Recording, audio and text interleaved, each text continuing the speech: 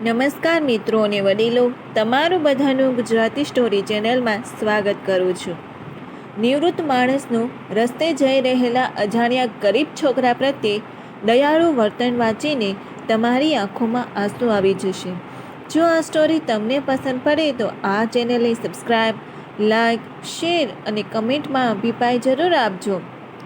અશોકભાઈએ ખૂબ જ કરકસરભર્યું જીવન જીવ્યા હતા અને તેના દીકરાને ભણાવ્યો હતો અને પરિણામે આજે તેનો દીકરો અમેરિકામાં એક મોટી કંપનીમાં નોકરી કરે છે અને લાખો રૂપિયાનો પગાર પણ મળે છે. તેનો દીકરો દર મહિને તેને જે ખર્ચ થાય તે સિવાયની વધેલી રકમ અશોકભાઈને મોકલી આપતો અને કહેતો કે તમારે જેમ વાપરવા હોય તેમ વાપરજો, કારણ કે આખી જિંદગી કરકસરમાં કાઢી છે, તો હવે આનંદ કરો અને ખુશ રહો. પરંતુ અશોકભાઈ એવું વિચારતા કે આખી જુવાની રૂપિયા અને મોજશોખ વિના જ ચાલી ગઈ અને હવે શું રૂપિયા વાપરીને આનંદ કરવો? તેના બદલે સાદાઈથી અને મસ્તીથી રહેવું, પણ રૂપિયાનો બગાડ કરીને નહીં. પોતે જ્યારે બહાર જાય ત્યારે ખિસ્સામાં રૂપિયા સાથે રાખે અને કોઈ જરૂરતવાળા મળે તો તેને સહાય કરે. એક વખત અશોકભાઈ ઉનાળાના બપોરના સમયે ચાલતા ચાલતા બહાર જઈ રહ્યા હતા. ત્યારે તેને જોયું કે એક ગરીબનો છોકરો ફૂલના હાર બનાવી અને ઉઘાડા પગે ચાલતા ચાલતા વેચી રહ્યો હતો અને પગ પણ બળતા હોવાથી થોડી વારે દુકાને કે મકાનના છાયામાં ઊભો રહી જતો હતો. અશોકભાઈ એ તરત જ નજીકમાં આવેલી દુકાનમાંથી છોકરાના માપના જૂતા ખરીદ્યા અને તે છોકરા પાસે જઈને પહેરાવ્યા. નવા જૂતા જોઈને છોકરો તો એકદમ હરખાઈ ગયો અને અશોકભાઈનો હાથ પકડીને કહ્યું કે તમે ભગવાન જ છો ને, કે ભગવાનના દોસ્ત છો?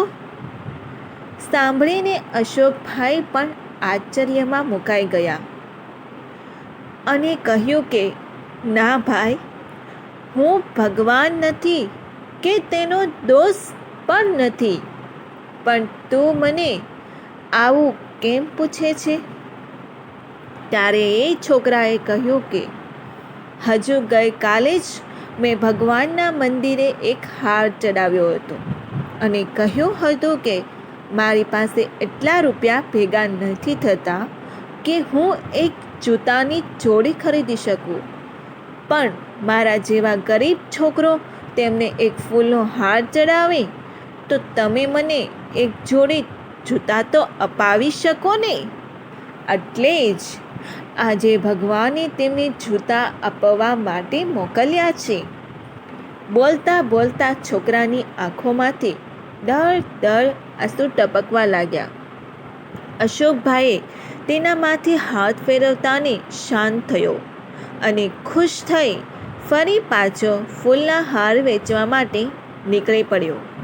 ત્યારે અશોકભાઈ પણ વિચારી રહ્યા હતા કે ભગવાન તો ન બની શકાય, પણ ભગવાનના દોસ્ત બનવામાં જરા પણ મુશ્કેલી પડતી નથી અને કુદરતે બે જાતની વ્યવસ્થા બનાવી છે.